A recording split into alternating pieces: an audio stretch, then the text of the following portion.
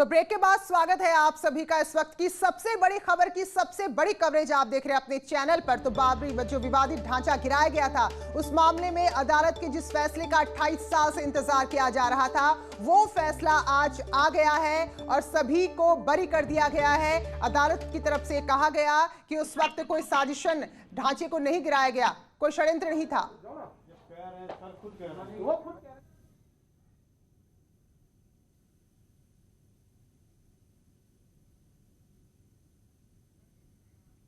तो मुरली मनोहर जोशी पूर्व केंद्रीय मंत्री, तो ये भी इस मामले में आरोपी थे और बरी हो चुके हैं। तो हम सुनवाएंगे जिन जिन लोगों ने 28 साल तक मुकदमा झेला है, अब जबकि आरोप से मुक्त हो चुके हैं, दोष मुक्त हो चुके हैं, तो क्या कुछ उनका कहना है।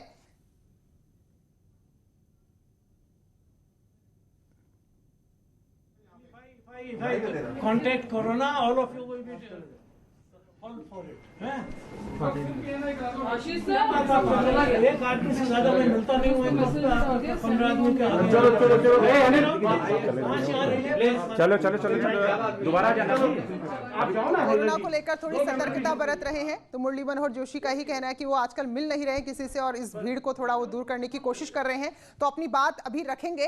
तो लाल कृष्ण आडवाणी, मुरली मनोहर जोशी, उमा भारती, साध्वी ऋतंभरा, विनय कटियार, कुछ ऐसे बड़े चेहरे थे इन 32 आरोपियों में से जिसके लिए इस पूरे मामले को देखा जा रहा था। हालांकि कुल 49 आरोपी थे और पूरी सुनवाई के दौरान 28 साल का लंबा वक्त लग गया। तो इसमें से 17 लोगों का निधन हो गया है। तो अब जबकि आरोप मुक्त हो गए हैं, क्या कुछ कहना है वो हम आपको सुनाएंगे। तो कोरोना काल भी है, तो ऐसे में सतर्कता भी बरती जा रही है। मुरली मनोहर जोशी क्योंकि उम्र का भी तकाजा है, तो ऐसे में पहले सुनिश्चित करना चाहते हैं कि संक्रमण को पहले वो बचाएं, फिर अपनी बात रखेंगे। तो लाल कृष्ण आडवाणी को भी हमने आपको दिखाया, उनकी तस्वीरें भी हमने आपको दिखाई, वो भी काफी खुश हैं। और फिलहाल अब जबकि फैसला आ गया है, सभी को आरोप मुक्त कर दिया गया है, इस पर मुख्यमंत्री योगी आदित्यनाथ ने भी बधाई देते हुए कहा कि ये फैसला है, इसका स्वागत करते हैं। और जज जिन्होंने एसके यादव जिन्होंने ये फैसला सुनाया है, वो आज ही रिटायर हो रहे हैं। हालांकि पिछले साल उनको रिटायर होना था, लेकिन इस मामले को देखते और उसके बाद फिर कोरोना काल आ गया, तो उनकी काम की अवधि को बढ़ा दिया गया था। और अब इस फैसले को सुनाने के बाद उनकी फेयरवेल भी रखी गई है। तो अब वो जज का आखिरी फैसला था जो उन्होंने बतौर जज जो उन्होंने आज सुनाया है, अब वो रिटायर हो रहे हैं आज ही। तो कुल 32 आरोपी जो इस वक्त इस अदालत के फैसले का इंतजार कर रहे थे, सभी को बरी कर दिया गया है। तो अब आरोपी शब्द अपने आप उनसे हट गया क्योंकि उनको दोष मुक्त यहां पर पाया गया है। तो कोरोना था, इसके चलते 6 लोग अदालत में नहीं आए। उमा भारती की बात करें तो वो कोरोना के चलते ऋषिकेश एम्स में भर्ती है और बाकी बड़े नेताओं ने भी थोड़ी दूरी ही रखी। जी, सभी अक्यूज को न्यायालय ने आज बाइज्जत बरी किया है और कोर्ट की ओपिनियन जो ओपन कोर्ट में जब जजमेंट न्यायालय दे रहा था, तो उनकी ओपिनियन ये आई कि जो भी वहां लाखों कार सेवक उपस्थित हुए थे, वो किसी केवल हाईकोर्ट सुप्रीम कोर्ट के निर्णय के अनुसार वहां पे उनको कार सेवा करनी थी। तो ये कोई पूर्व प्रायोजित नहीं था, एक समय वो घटना हो गई। और बाकी जितने भी ये बाकी लोग वहां पे उपस्थित नेता थे, भाजपा के नेता थे, वो लोगों ने प्रयास किया था उस घटना को रोकने के लिए। दूसरी बात, सीबीआई ने जो कैसेट्स दाखिल की थी, वो भी कोर्ट ने माना कि वो टेम्पर्ड थी, सील्ड बंद नहीं थी।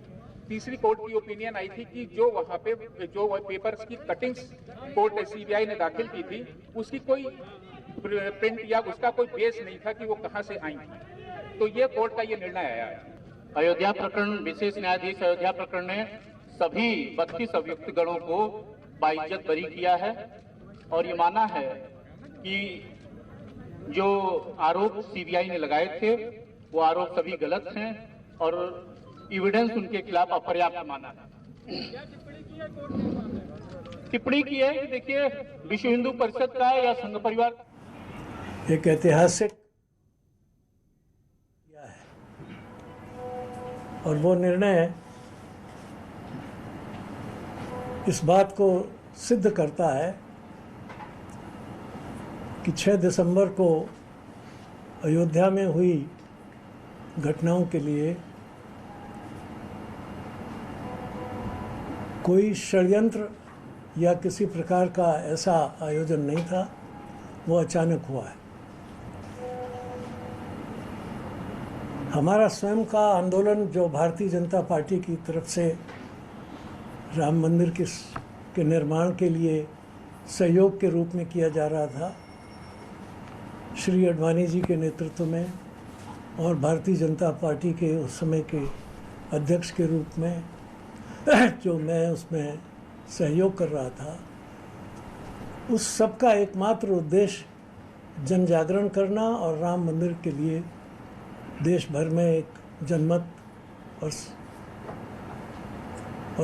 एक प्रकार का वायुमंडल तैयार करना था और तथ्यों को लोगों के सामने रखना था।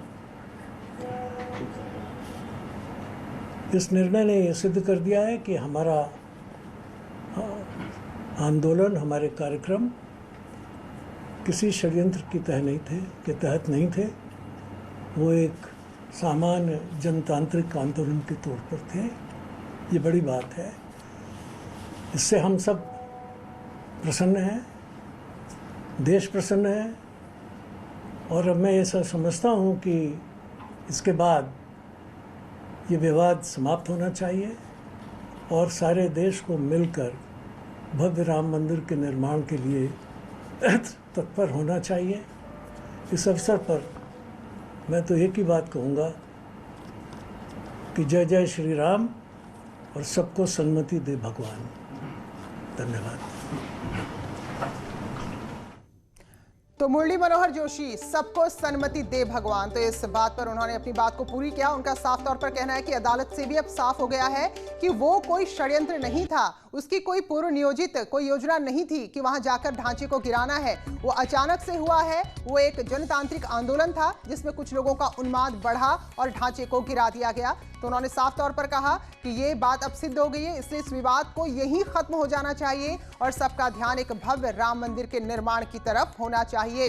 तो मुरली मनोहर जोशी, जो एक बड़ा चेहरा बीजेपी के केंद्रीय मंत्री भी रह चुके हैं, तो उनको यहाँ पर लगातार इस मामले में पेशी भी हो रही थी और ये वो बड़े चेहरे थे जिसने इस मामले को पॉलिटिकली और ज्यादा बड़ा बना दिया था। तो आज अदालत में भी यही कहा गया कि जो वीडियो दिया गया, क्योंकि जो सबूत के तौर पर था वो वीडियो थे और कुछ अखबार की कटिंग थी, तो वकील ने बताया कि जो वीडियो, जो टेप पहुंचा अदालत के पास, वो सील्ड नहीं था, यानी कि उसे कहीं टैंपर्ड कर दिया गया था, उसके साथ छेड़छाड़ की गई थी और जिन अखबारों की कटिंग को सीबीआई की तरफ से पेश किया गया था उनकी भी कोई प्रमाणिकता नहीं मिली। यानी कि कुल मिलाकर जो कुछ हुआ अचानक हुआ, उन्माद में हुआ और यह भी कहा गया अदालत की तरफ से कि ना तो वो कार सेवक थे ना श्रद्धालु थे, कुछ अराजक तत्व जो भीड़ में घुस आए थे उन्होंने इस पूरी घटना को अंजाम दिया।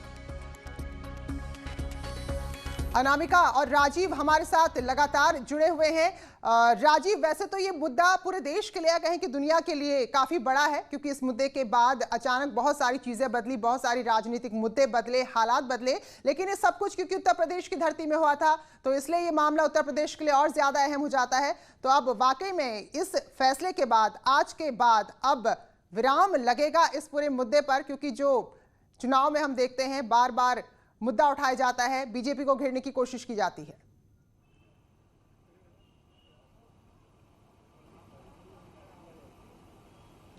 देखिए, यकीनन भगवान राम की जन्मस्थली अयोध्या की आस्था सिर्फ हिंदुस्तान के ही लोगों में नहीं बल्कि दुनिया के विभिन्न देशों में बसने वाले लोग भी भगवान राम में आस्था रखते हैं और यही कारण है कि उनकी भी ये मंशा थी कि जो अयोध्या, जिसका अर्थ ही है कि जहां पर कभी युद्ध ना हुआ हो, उसका विवादों से जो ये नाता है वो हटना चाहिए, ये दाग और धब्बा हटना चाहिए। और यही कारण है कि आपने देखा कि बीते 9 नवंबर को जहाँ एक और सुप्रीम कोर्ट ने अयोध्या में भव्य राम मंदिर निर्माण का रास्ता साफ किया, तो वहीं दूसरी ओर जो 6 दिसंबर 1992 को बाबरी विध्वंस की घटना का मामला अभी तक लंबित था, उसमें भी आज सीबीआई की विशेष अदालत ने एक ऐतिहासिक फैसला सुनाते हुए 28 साल बाद सभी आरोपियों को बरी कर दिया। इस दौरान सीबीआई कोर्ट ने स्पष्ट रूप से कहा है कि सीबीआई ने जो 300 से अधिक, 350 से अधिक गवाह पेश किए, जो 600 से अधिक सबूत पेश किए, वो ऑथेंटिक नहीं थे, उनके वो प्रमाणिक नहीं थे। और यही कारण है कि इस दौरान सीबीआई ने ये टिप्पणी की है कि जो 6 दिसंबर को घटना हुई थी वो पूर्व नियोजित नहीं थी।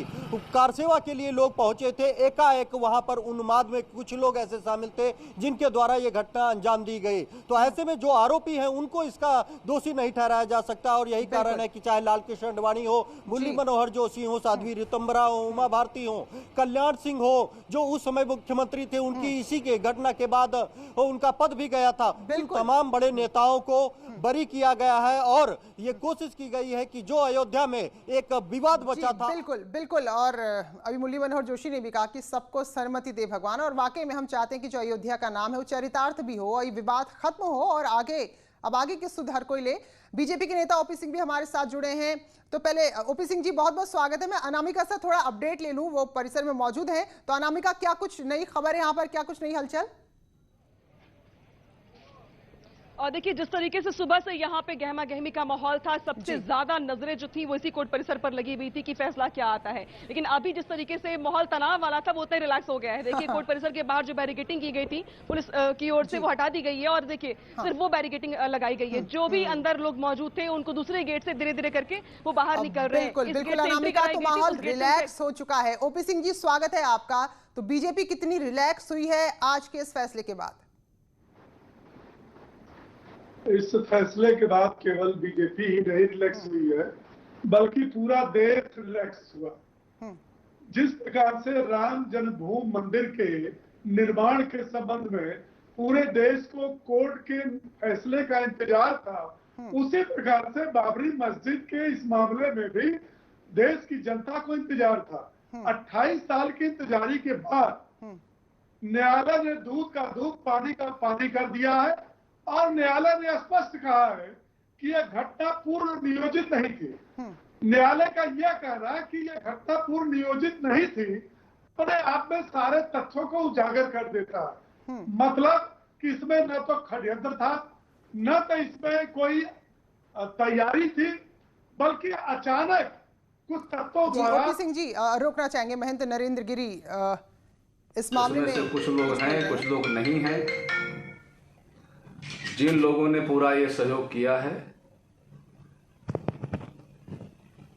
उन लोगों के लिए अखिल भारतीय अखाड़ा परिषद बधाई देता है और सभी लोगों से कहता है कि आप लोग इस फैसले खुशी मनाइए, लेकिन कोरोना काल के कारण एक मर्यादा होती है, हम लोग उस कानून का पालन करते हैं। तो अखाड़ा परिषद के अध्यक्ष महंत नरेंद्र गिरी तो फैसले का स्वागत कर रहे हैं। ओपी सिंह जी, और उनका कहना है कि खुशी मनाइए और जो फैसला है उसका स्वागत कीजिए। हालांकि कोरोना काल है तो थोड़े उत्साह पर नियंत्रण जरूर रखना होगा, लेकिन जो दूसरा पक्ष है उसकी तरफ से बात आ रही है कि अब आगे इस मामले को लेके जाएंगे। हमको लगता है कि अब इसके बाद मामला जो है बंद हो जाना चाहिए, अब कुछ बचा नहीं है। दोनों मामले, राम जन्मभूमि मंदिर निर्माण का, वो भव्य मंदिर बनने का काम शुरू हो चुका है और ये जो फैसला था इसके आने के बाद ये चैप्टर बंद हो जाना चाहिए और देश को खुशी खुशी सभी वर्गों को मिलकर के अयोध्या में भव्य राम मंदिर निर्माण में सबको सहयोग देना चाहिए, सबको सहयोग करना चाहिए।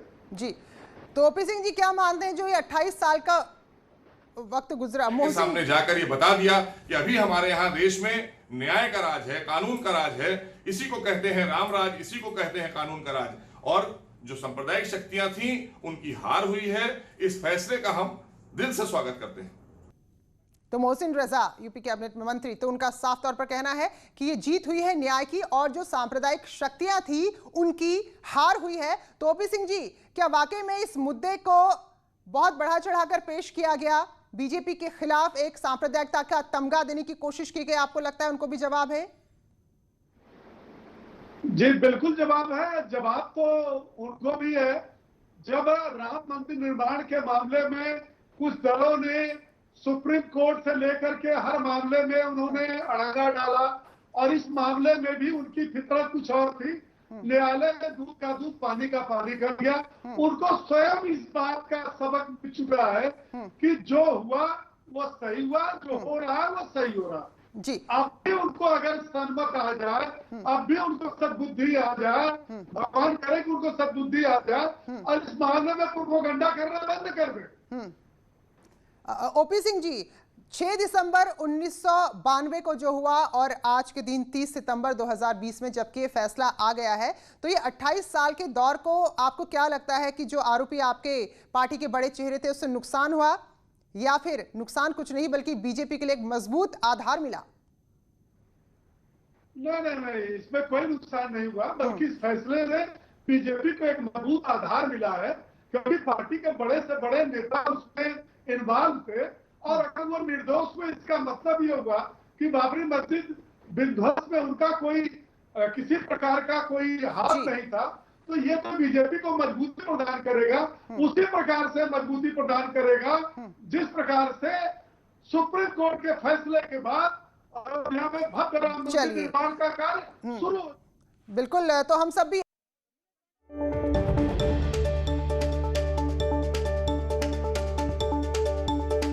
तो ये सीधी तस्वीरें आप इस वक्त देख रहे हैं लाल कृष्ण आडवाणी जो फैसला आने के बाद बाहर आए हैं, जनता के बीच आए हैं, क्योंकि मीडिया उनका इंतजार कर रहा था और इस वक्त उनके नेतृत्व में जो यात्रा निकाली गई थी और जो कार सेवा के लोग वहां पर पहुंचे थे। तो ये तस्वीरें हैं लाल कृष्ण आडवाणी। अरे यार कैमरा नीचे कर लो यार, एक माइक बदल लो यार। अरे माइक यार, तेरा माइक दे दो यार। पहले मुरली मनोहर जोशी को भी हमने आपको सुनाया, उनका भी कहना था कि न्याय की जीत हुई है और अब बड़े चेहरे जिन्हें आरोपी बनाया गया था उनमें लाल कृष्ण आडवाणी भी हैं। तो अब क्योंकि आरोप मुक्त हो चुके हैं तो अदालत की तरफ से जो कहा गया है उसमें यही था कि घटना अचानक हुई, यानी कि किसी तरह की कोई साजिश नहीं थी, कोई षड्यंत्र नहीं था और ये सोच कर कि ढांचे को गिराना है वहां पर लोग इकट्ठा नहीं हुए थे।